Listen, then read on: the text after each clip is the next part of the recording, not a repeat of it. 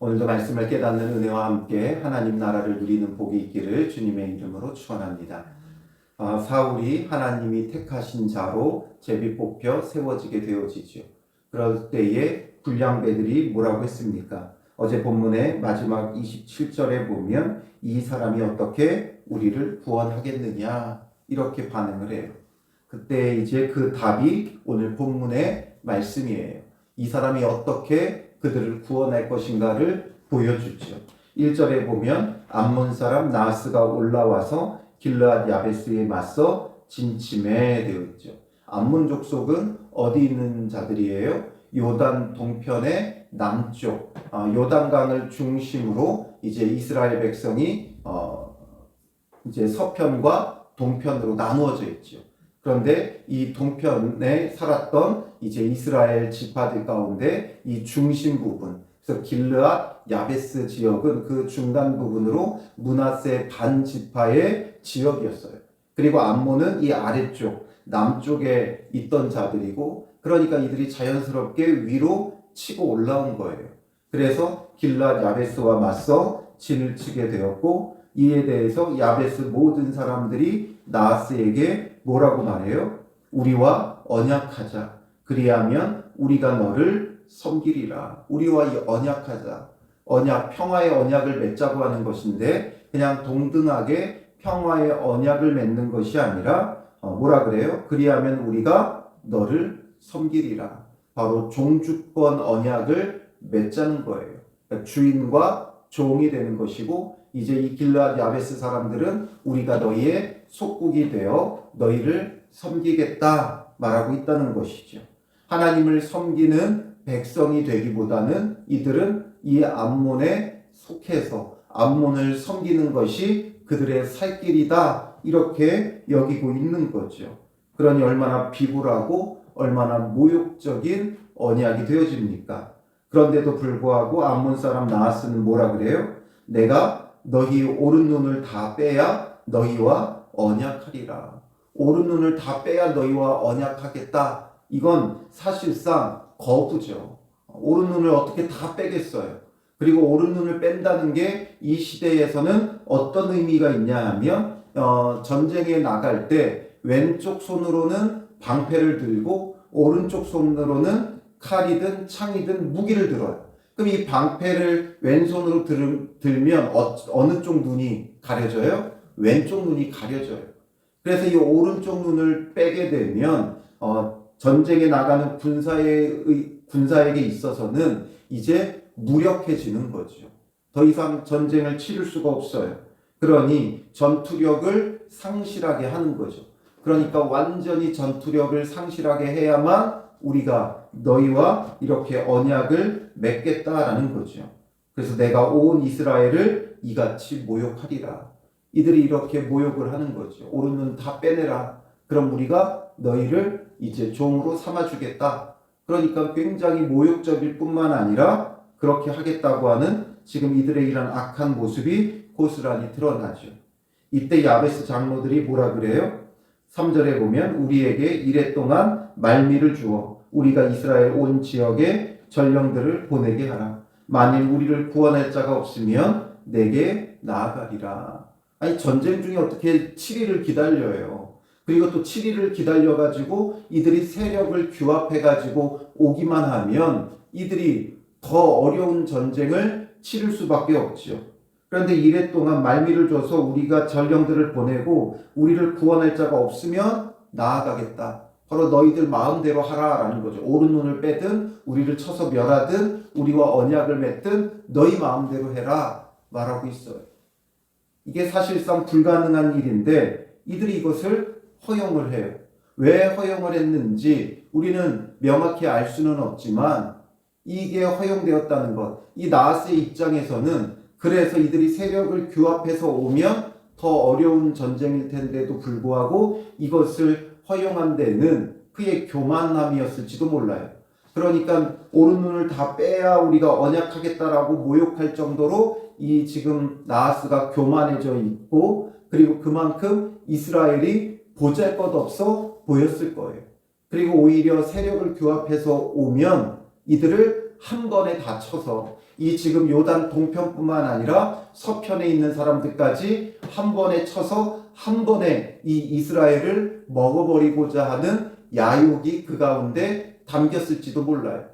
그러나 더 궁극적인 것은 무엇이냐면 하나님께서 사울이 어떻게 이스라엘을 구원할지를 보여주고자 하기 위해서 지금 섭리하고 있다는 거죠. 그래서 이제 전령들을 사울이 사는 기브아에 보내요. 그리고 이 말을 백성들에게 전하죠. 그러니까 모든 백성들은 두려움에 떨며 소리를 높여 울게 되는 거예요. 그만큼 그때에는 암몬의 세력이 강력했고 이 강력함 앞에 이들은 두려워 떨며 울 수밖에 없었던 거죠. 그런데 마침 사울이 밭에서 소를 몰고 오다가 이르되, 그가 왕으로 세워지기는 했지만 이게 지금 어떤 궁궐이 있는 것도 아니고 그 왕정 제도 자체가 확립되어져서 그런 시스템이 있는 것도 아니기 때문에 왕으로 택함 받기는 했지만 일단은 집으로 돌아가서 집안일을 하는 거죠. 그래서 소를 몰고 오다가 백성이 무슨 일로 우냐고 물으니 야베스 사람의 말을 전하게 되죠. 어떤 일이 벌어졌는지 이걸 쭉 설명을 해요. 그러니 사울이 이 말을 들을 때에 다른 사람들은 이 말을 듣고 어떻게 했어요? 소리를 높여 울었죠. 이제 우리는 죽게 되었다고 소리 높여 울었어요. 그런데 사울이 이 말을 들을 때에 하나님의 영에게 크게 감동이 되어져요. 이 말을 들을 때에 하나님의 영에 크게 감동된 것은 하나님께서 그에게 성령을 부어주셨기 때문이지요. 다른 사람들은 완고함과 악함 속에서 두려워 떨었지만 이의 마음에는, 사울의 마음에는 성령의 충만함을 받았어요. 그리고 그의 노가 크게 일어났다. 그의 어떤 개인적인 감정의 분노나 아니면 어떤 그런 감정적인 마음이 아니라, 혈기가 아니라 하나님께서 주시는 어떤 마음이에요? 의분이죠. 이건 어떤 그냥 자기 어떤 그 개인적인 감정의 마음이 아닌 하나님이 주시는 마음이에요. 우리는 이것을 철저히 분리할 필요가 있어요. 하나님이 주시는 거룩한 의분과 내 감정적인 분노하고 구별해야 돼요. 감정적인 분노는 우리의 모든 일을 그르치게 되어져 있어요. 그러니 우리의 분노는 하나님 앞에 거룩할 수가 없어요. 그러나 하나님의 구원을 이루기 위해 악함과 죄에 대한 분노가 있어야 되는 거지요. 그래서 이런 거룩한 의분이 생겼고, 그래서 한 겨리의 소를 잡아 각을 뜨고, 각을 뜬다는 건 토막을 나눈다는 거예요. 그리고 전령들의 손으로 그것을 이스라엘 모든 지역에 두루 보내어 이르되, 누구든지 나와서 사울과 사무엘을 따르지 아니하면 그의 소들도 이와 같이 하리라. 이와 같이 하겠다. 너희의 소들도 이와 같이 하겠다 하면서 그들에게 강력한 경고의 메시지를 보내죠. 이때에 여호와의 두려움이 백성에게 임하매, 이것을 보고 이들이 그냥 단순한 두려움이 아니라 이 야베스 사람들의 그 소식을 듣고 두려워했던 것과는 다르게 그냥 단순히 사울을 두려워한 것이 아니라 여호와의 두려움이 백성에게 임하였다라는 거죠. 여호와의 두려움은 어떤 두려움입니까? 그냥 막연히 죽을까 봐 두려워 떠는 것이 아니라 하나님에 대한 경외함이죠. 하나님을 향한 경외함이 백성들에게는 임한 거예요. 그러니까 하나님의 영이 사울에게 임했고 크게 감동되었고, 그리고 이 사울을 통해서 여호와를 경외함이 이제 지금 백성들에게 임하였다라는 거죠.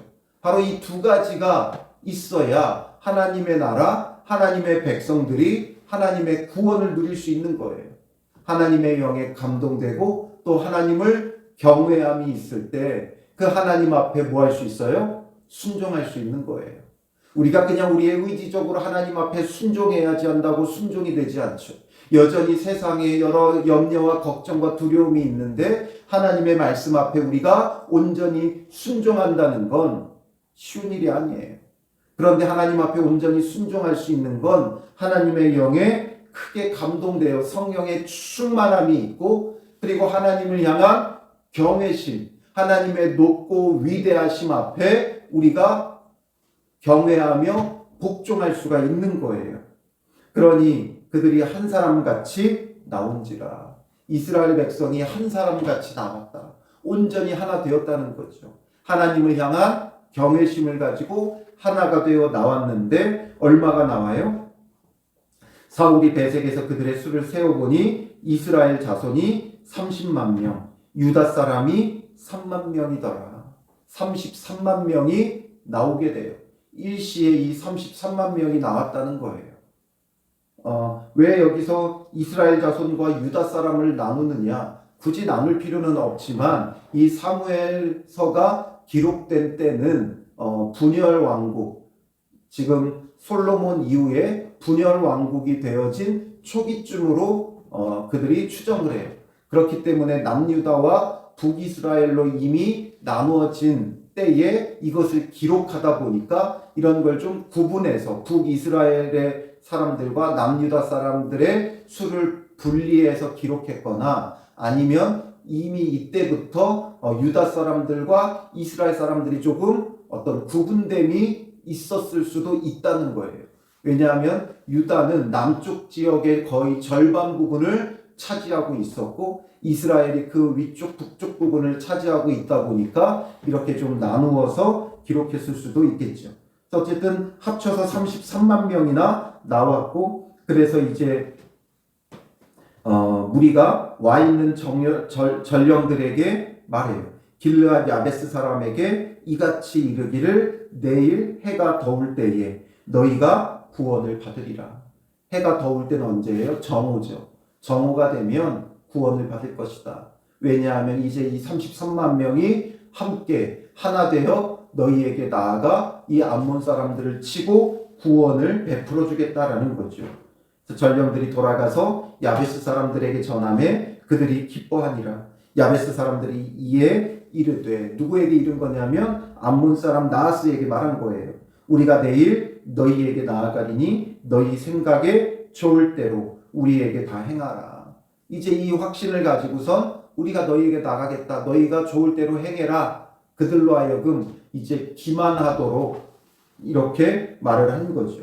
그러니 이튿날 사울이 백성을 3대로 나누고 새벽에 적진 한가운데로 들어가서 날이 더울 때까지 암몬 사람들을 치매 남은 자가 다 흩어져서 둘도 함께한 자가 없더라. 3대로 나눠서 이들을 치죠. 그러니까 이들이 완전히 패했고 남은 자가 다 흩어지는데 둘도 함께한 자가 없다. 그러니 완전히 뿔뿔이 흩어졌다는 것이고 둘도 함께한 자가 없기 때문에 둘이 있으면 뭘 해요? 힘을 합치죠. 그러니까 이들의 힘을 합칠 수 없을 만큼 완전히 멸하고 이들이 뿔뿔이 흩어졌다라는 것을 보여주죠. 그래서 어떻게 사울이 구원하겠느냐? 바로 이렇게 사울이 너희를 구원한다라는 거죠. 하나님께서 택하신 자가, 너희들은 너희 왕을 원했지만 하나님께서 택하신 자가 이렇게 너희를 구원한다라는 것을 명확히 보여줘요.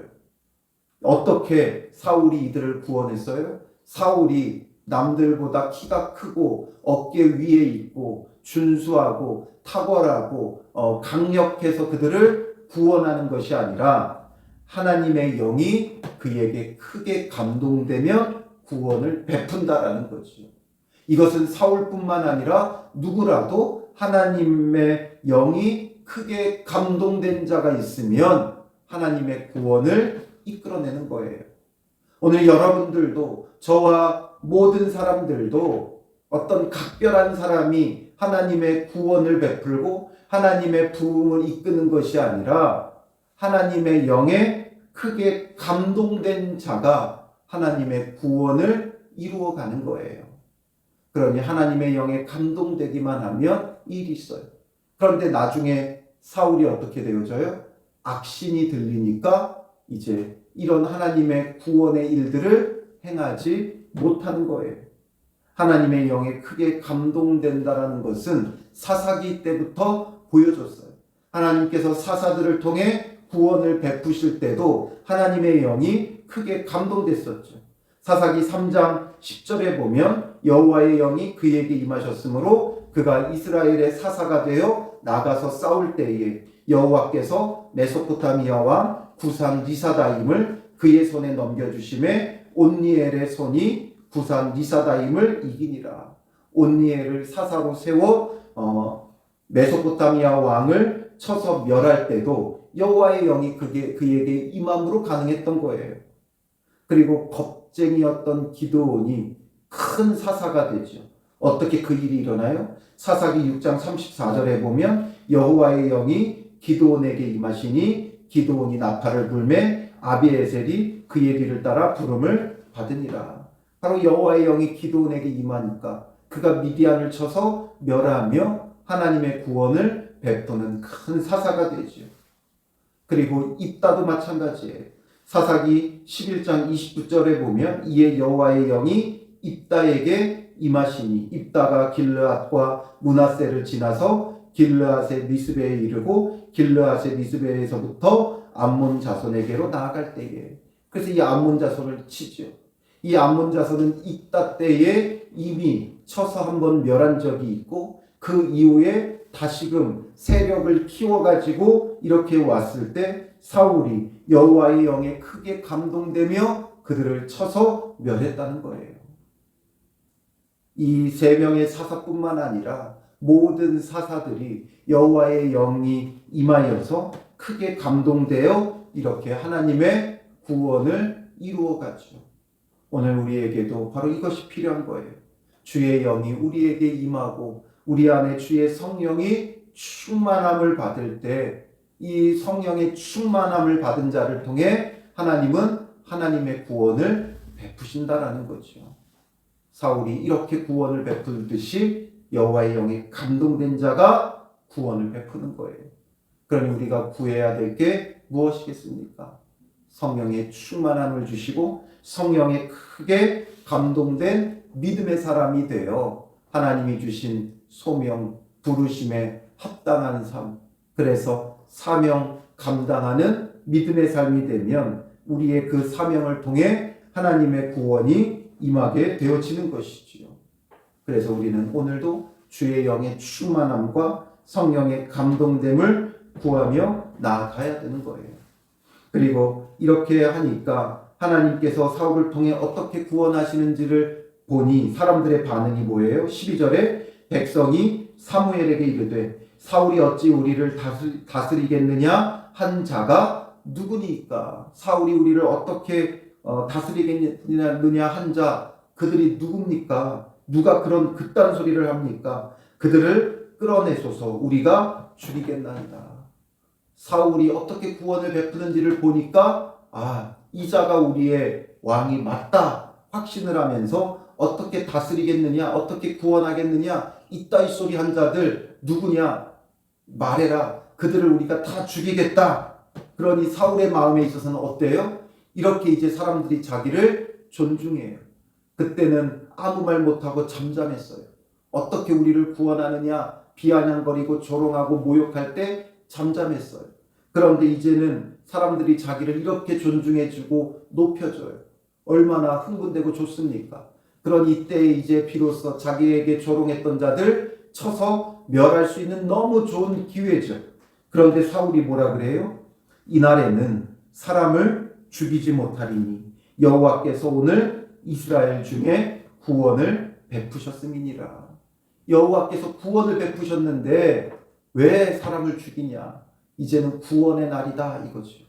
그러면서 자기의 원수를 사람들이 갚아주겠다고 하는데도 사울은 오히려 거절하고 만류하고 있다는 거예요. 우리가 원수 갚는 자가 되지 않으려면 어떻게 해야 되는 거예요? 바로 여호와의 구원을 누려야 돼요.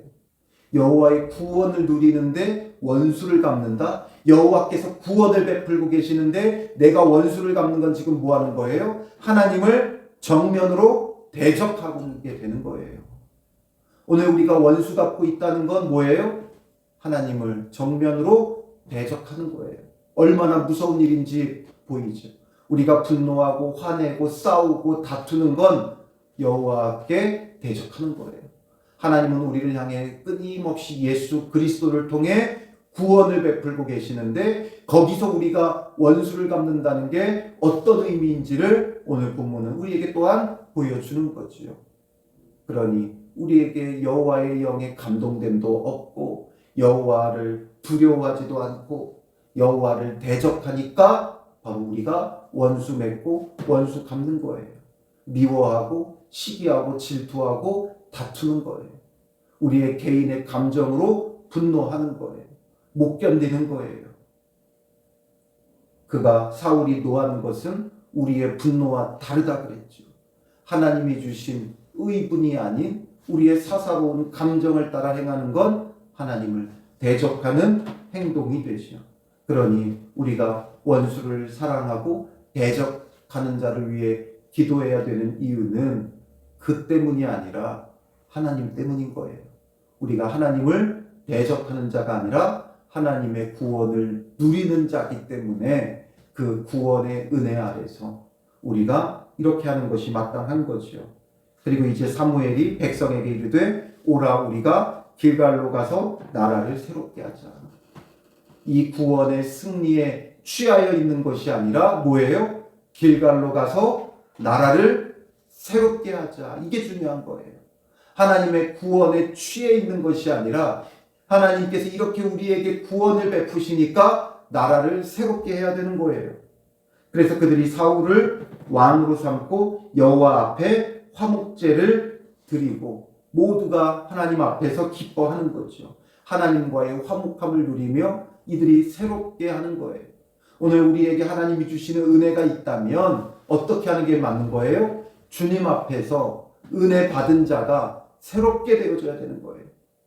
교회에 은혜를 베푸셨으면 교회를 하나님 앞에서 새롭게 해야 되고, 가정에 은혜를 베푸셨으면 그 가정을 하나님 앞에서 새롭게 해야 되고, 직장에 은혜를 베푸셨으면 그 직장을 새롭게 해야 되고, 은혜 베푸신 곳에 구원을 허락하신 곳을 새롭게 해야 돼요. 그런데 우리는 그냥 하나님의 은혜다 감사하다 그걸로 끝나죠.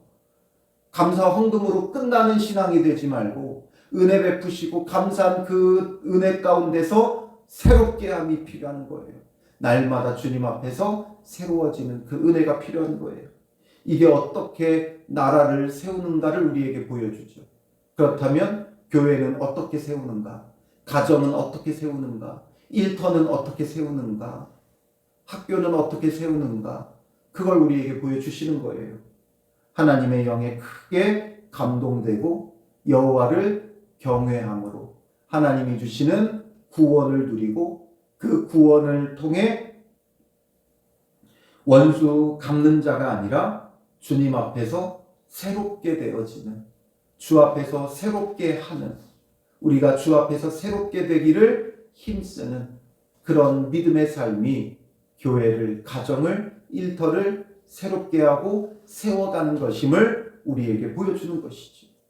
그러므로 여호와의 영에 감동된 믿음의 사람이 되시고 그 감동된 믿음을 가지고 가는 곳마다 여호와를 경외하게 하며 하나님의 구원을 베풀며 새롭게 하는 믿음의 삶이 되시기를 주님의 이름으로 축원합니다. 기도하겠습니다. 살아계신 아버지 하나님, 이스라엘을 어떻게 주님께서 주님의 나라로 세워 가시는지를 우리가 보게 됩니다. 주님께서 택하신 자를 통하여 하나님의 영에 크게 감동되게 하시며 여호와를 경외하게 하셔서 하나님의 구원을 베푸시고 그들을 스스로 새롭게 하게 하시는 하나님의 은혜를 봅니다. 주님, 이 은혜가 오늘 우리의 삶과 가정에, 교회에, 일터에 임하게 하여 주시고 오늘 우리가 여호와의 영에 크게 감동된 믿음의 사람이 되어 가는 곳마다 여호와를 경외하게 하며 여호와를 경외함으로 하나님의 구원을 누리며 하나님의 그 구원을 누림으로 끝나는 것이 아닌 하나님 앞에 정말 우리가 새로워지는 삶과 가정과 교회와 일터가 되게 하여 주셔서 주의 나라가 우리 삶 속에 이루어져 가며 세워져 가는 복된 성도들이 되게 하여 주실 줄 믿사오며 예수님의 이름으로 기도합니다. 아멘.